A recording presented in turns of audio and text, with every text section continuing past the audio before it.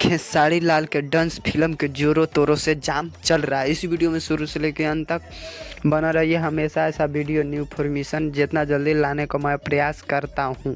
आप लोग तो शुरू में देख रही हैं कि खेसारी लाल के जो आज डंस जो फिल्म है, डंस एक यूनिक नाम है और धमाल और बवाल भोजपुरी इंडस्ट्री में मचा रहा है। मचेबे करेगा क्यों नहीं, क्योंकि ट्रेंडिंग स्टार खेसारी लाल के जो फिल्म है ना, फिल्म कुछ अलग लेवल के निकाला गया है और साउथ की तरह निकाला गया है। इनमें कोई भोजपुरी नहीं लग रहा है, कोई एंगल से नहीं।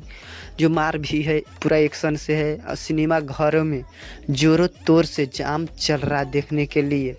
और धमाल और बवाल भोजपुरी इंडस्ट्री में मचते रहता है खेसारी लाल के लिए।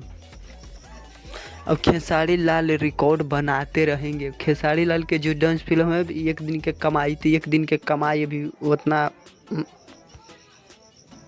एक दिन की कमाई तो आप लोग जान ही सकते हैं कि कितना हो सकता है। जो जोरों तोर से जाम चला, मान कि 100 सिनेमा घर मिल गया है तो अनुमान लगा सकते हैं कि एक दिन में लगभग में कमाई खेसारी लाल के जो डांस फिल्म है लगभग